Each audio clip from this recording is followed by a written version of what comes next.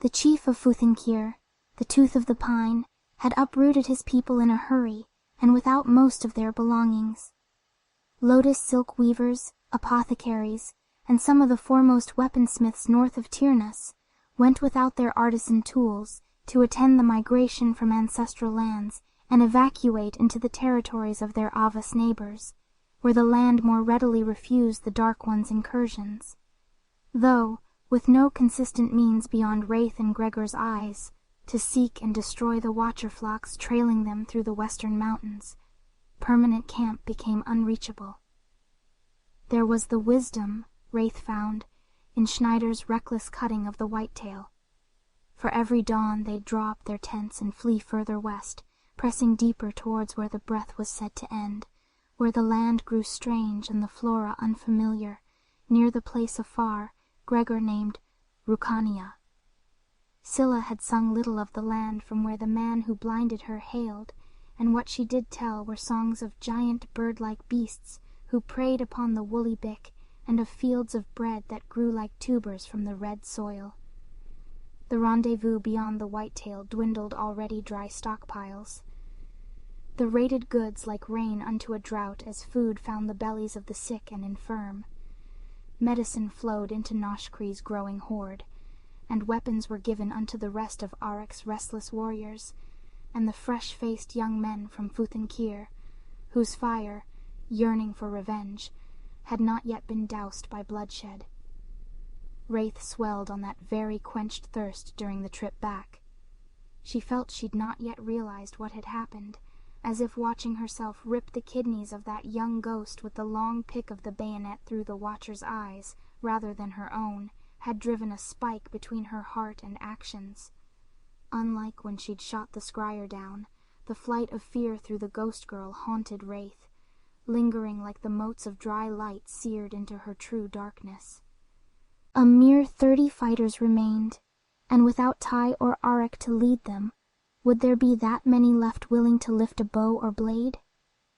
Picked first from their haul were the canvas tarps, used to keep the Dark One's supplies dry. The pastel canvas could be stretched unto the totemic and skeletal fixtures of Futhinkir yurts, providing resilient structures previously bereft of furs and hides lost in the conflagration of Twish. The Avas had retreated into their caves to open the high mesas for the temporary arraignment of the fish folk. The fish of the wind had invited them to break bread, but word had spread that they were being hunted by the flame-monger, and already they'd become pariahs in friendly lands. In total, less than 100 fish folk had crossed the Whitetail and into the Ava's territory. Of the Twish and Quat families that survived, not one had made the journey intact. Brothers found missing, sisters gone stolen, mothers said kidnapped, and fathers lay dead. The reality echoed from Sophie's photographs. The smolder of funeral pyres swirled over the new encampment, which had been cast dilapidated upon the white rocks of arid crags. To hide their whereabouts, Reyth's party washed their throats and scrubbed their thoughts with bitter swigs of Schneider's brew. Of them all, Boda choked down the most, while Reyth couldn't stomach much. Even water upon her parched lips tasted like the pop of the water skin that burst like flesh under her grip. Their triumphant return would have, in better times, invited celebration. But these dark days the warriors avoided their families to drink brew and imbibe cackle root, until Uyu blinked not once, but twice over the horizon. The village's heart formed around Noshkri's froggish hospitality, where the injured rested on his mend. There Tai had gone, vanishing among the weave of mystics' tents. Boda had said Tai lost an arm? Reyth winced. What a terrible fate to befall a warrior in times of war, to befall a man in times of peace. The largest of the white canvas tents went to a single prestigious man, whose large family gathered in a circle upon a Yeltish rug, woven with turquoise thread. "Long hunt?"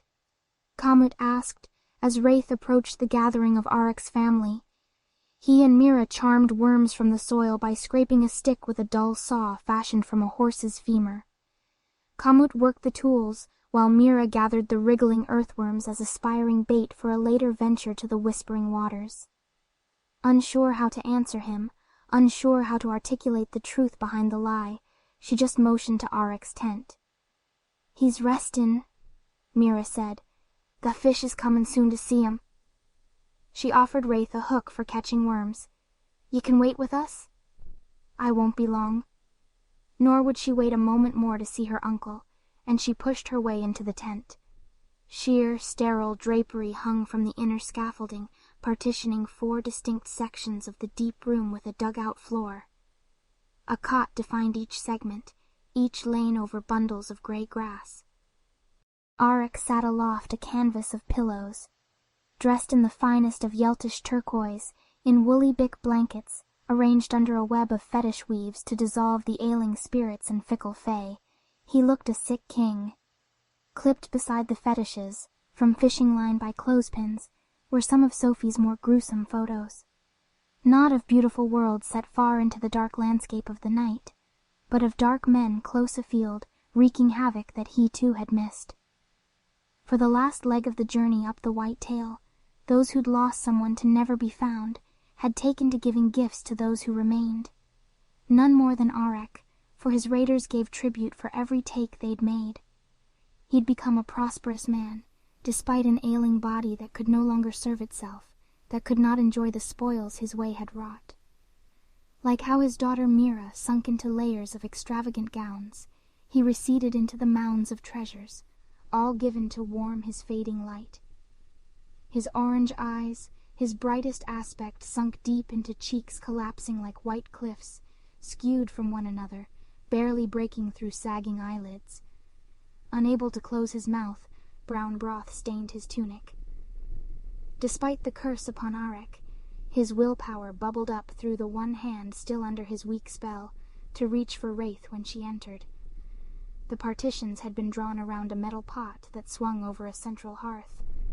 Smoke seeped up and out through an exposed flap in the ceiling where the crossed supports came together. Noshkree crouched over the flame, mixing sawdust into boiling broth with a bone sloughed of savory marrow. "That frog feeds me dirt and dust." Arek's words slurred like the slush of early thaw. "Old trick of my merry mama back in True, Noshkree said, tapping bone against the pot's metal lip. "Pads the belly, tricks the mind." She'd not eaten since the raid. She feared to never know hunger again after having tasted death so intimately. The copper of the ghost blood, the salt, the brine, the shit, and ectoplasm. "We've found some supplies. Could use your clever claws sortin' what's what." At Sophie's suggestion, Reyth tossed the frog a tin of lantern. While Noshkree didn't bloviate like Schneider, a glow still filtered over him. "Reminds me of my beautiful home back in Lamplight," Noshkree said incredulously, shaking the contents within. Reyth offered the watcher from her arm. Raspberry got smashed. "Care to take a look? If'n you could make up an illusion like the Dark Ones, you'd no have to fix 'em so much." "I haven't the tools or time for such jewel crafts." "I suppose I'll take that stuff back now? Schneider called it a salve for the soul, and mine's been achin'." Noshkree pocketed the tin before she could snatch it away, then grumbled on out the tent. "I'll tinker tonight." When alone, Reyth sipped the soup, but spat it out, for it was as Arek said, dust and dirt. "Are they torturing your uncle?" Reyth asked. "This is worse than the frog's normal cookin'." "It's me medicine," Arek said, then without prompt began to weep from his weakness. "It is a wonder you come to speak at last. I thought you never would in all me days." Reyth stepped back from cruelty's edge. She thought that after so much had changed, those old feelings would have burned off, but instead she found they lurked under vile pity. Arek had lifted his last hand to stay her. She'd jolted at him now that she'd finally gotten him alone. He'd no strength in his arms, so Reyth's falter had been her own. Arek had found so many golden rings for frail knuckles, each adorned with green jewels unlike moss rock. "Blood stains us all," Reyth relented, lifting the pot from the flame to hold over Arek. Though she blew each spoonful cool before nursing it between weak lips, Reyth let the pot and its steaming contents hang aloft her uncle's lap. All it would take were a kumquat's clumsiness, and who could stop her? The contents of the ladle seeped out of his loose jaw and onto his gown. Reyth sighed and set the pot aside to clean the mess, but as she dabbed the driblets from his chin, Auric gulped down shame and found the strength to speak again. Ishi told me of the dark one you killed for your seeing owl. Auric's skin melted into a mask through which few emotions could break, but a somber struggle against melancholy permanently etched a frown into his unfamiliar likeness. I am sorry to have brought you into this, P. Your father would never. He winced, struggling through tears.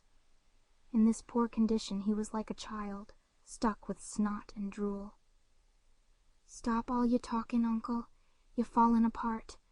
I do what I want for myself. Eat. Reyth fixed herself cross-legged, dolling water onto a kerchief to wipe him down. Astonishing, how through a few drops of uyu, Auric had grown into the last rings to circle the stump of his life. If Gregor had done this, how could he stand in defiance of real resistance? Auric must have made a kumquat's error to have come out of an encounter with Gregor worse than the green-eyed devil. Naw, Rey, listen to this dyin' fool. Auric's bony fingers pushed aside the spoon and smeared broth upon a photograph. The single striking image of the green-eyed devil crouched over the skull-scraped corpse of a comrade. See the dead skook? A peacemaker. He came the night before Twin burned, to talk trade with the fish, to threaten us for peace. The crystallized moment had been among Sophie's most bold and impressive. Reyth could only wonder how Sophie, so mouse-like, could acquire it, and wonder on she did. I don't know his name, and I did not know the relationship to what happened till Gregor shared this. Auric clung to the photo, as if like the real, ephemeral memory it risked vanishing forever. He didn't outright accuse me, but he knew. What's to know about a dead skook? P, you don't need a mind of marbles to wonder who scraped that skull. Auric pointed to the tussle of hair tangled beside the dead man. Boda ain't without order. It ain't how she is. She's fierce and loyal, does what she's told and little else. I don't understand. But Reyth did. She'd simply recoiled as she dawned upon the realization. If Sophie had snapped the image, she must have been there, and that fearful girl would go nowhere alone. Why had she not said anything? What was with her and Schneider's plentiful secrets? Ya had Boda murder someone while you was entwined to take me to ya Aishi? I heard the Dark Ones came to speak with the fish, and I had 'em killed to send a message, yes. They'd been doing the same out upon the trails for Gregor's folk, and I thought to warn them away. I thought wrong. Uncle, Reyth took his feeble hand. I thank you for truth, but I came to tell a truth of me own. Ty, Boda, and I, we hit 'em back last night. We made back with wagons worth of food, water, and weapons, medicine enough to heal the sick, not enough to right the wrongs, but enough to live free for another day. Live free? Auric tried to sit up, but slid deeper into his deathbed. Rey, you must be lying. Your pap raised no killer. Those who've killed are slaves forever. Auric fought to pull her grasp to the photograph. Look, he trembled about her. This is what this fight will get ya. Death and dishonor for us all. All I see is the dead and a coward who fears the death it deserves. The wound silenced Auric.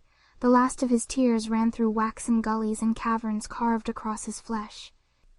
Reyth fumed and flung a fresh spoonful of broth across the drapes. How dare he set her heart aflame for war to then cower from his conviction yet again? I am afraid, Rey, so very afraid, as you should be too.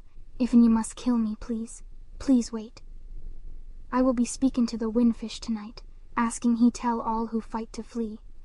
The Ishi has shown me the truth through the wonder of photography and through the wonder of his mighty faith.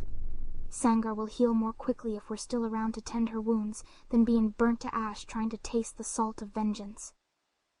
Auric, fragile as the last icicles thinning through thaw, drew infirm hands together into a prayer fashioned like the triangle brands of Sophie or Gregor, in imitation of their practice of pleading hopelessly towards the sky.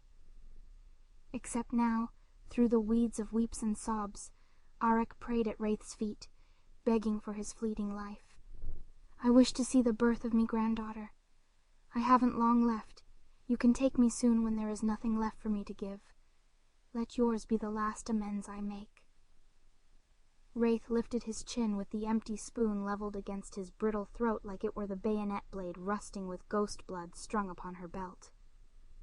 "You owe me this, then? The truth. Why you such a fickle fuck who gave me brother to the monsters?" With all his strength, Arik touched his skull, where the phantom ache of a hurled stone lingered upon Reyth, sealed forever like grit into the wound Scylla had healed with mushrooms and Myria. "Scylla said she shared my vision of a wailing sky." "The one you said was of Malvis?" Reyth asked.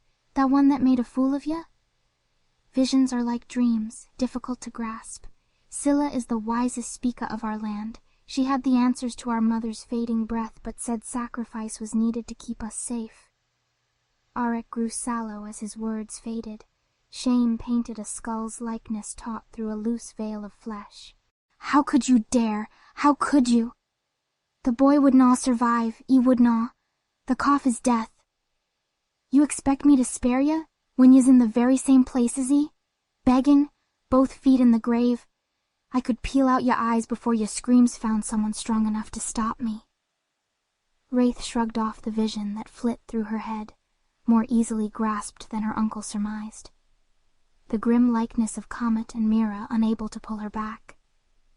The ghostly dark one dressed in gray, strewn upon a blanket of golden flowers, couldn't get in her way, and neither could they. "You know it is true. You'd sought Scylla's counsel because you did not believe as Jor did. If you believed there was a chance, he'd be dead now all the same. This way lives on. Evron was an offering of the doom to a great one. Sangar demands sacrifice, you know this. There is no due demanded that does not come at great cost. I was eager in haste to kill the Dark One's envoy. When the deep growth set by Scylla has yet to sprout, the fruit will be as Gregor desires, an alternative to violence. And you dare think me pap was ready to die too?" Reyth pressed the spoon against a loose gullet, but whether it was the lies he told to absolve his guilt, or true unfiltered certainty, the wick of Arik's conviction burned bright once more. If Evren lived to die as Jor wished, like a Malvis choking on glass, Jor would have met your Tam beyond the Agla. "You lie." Reyth wore her teeth against themselves. "Don't I be as dense as you pretend to be. If you honor your ancestry, you'd know the sentence Sangar demands for the dishonor of a man who cannot protect his wife and son." The spoon recalled the bayonet's shiver from before she drenched the whitetail's shores. "Does Gregor know about this?" "He does not," Arik admitted, bearing his shame in the open. "He has told me that he seeks the creature that blinded you. He is too good a man. He would interfere. If you wish Evren's death to truly be for nothing, allow him to know and to find the place you keep hidden." "You think Gregor would doom us?" Confused, Reyth eased away from Arik, letting the spoon rest upon her knee. "What is there? What grows in that place?" "I don't know. Scylla called it Sangar's brood. I trust Gregor's faith, and I trust he will not leave us to the darkness. But I believe that Scylla knew the best way to Sangar's renewal. That's the worn truth, Rey. If still you plan to kill me, I ask you do it there, and let me join hand in hand with Evren and Jor. Make me a sacrifice for the good of all. It is what I deserve." "Nah, it is what you desire. You be licking cackle-root if'n you think I'll ever take another soul back to the darkness." Reyth replaced the spoon with the dagger blade from her side. The long blade, burnished brown, bounced from the dimple of Arik's chin up across the tip of his broad nose. One slip, and it'd be his sight before his life. "Tell the fish whatever you want, but know it won't change me mind about finding Scylla or the devil who burned Quatan and twinned. Them first, then you." Arik pushed a smile through broken lips. "Ah, more time than I need to make things right. Thank you. Thank you." And with the threat given, Reyth slunk back to the pot to skewer soft meats and carrots unto the length of the knife, and share a long overdue meal with her uncle. If Auric was to live, there would be much to discuss, not least of which was this alternative of Scylla's. What horrors did the speaker still plan? What yet unborn fruit be worth such unforgivable sacrifice? The mirth of Myria befouled Sangar, be it the weapon of magisters or the whimsy of speakers. Praise be unto Gestalt, Reyth wondered, for the ease with which it undid these new evils which befell this sacred land.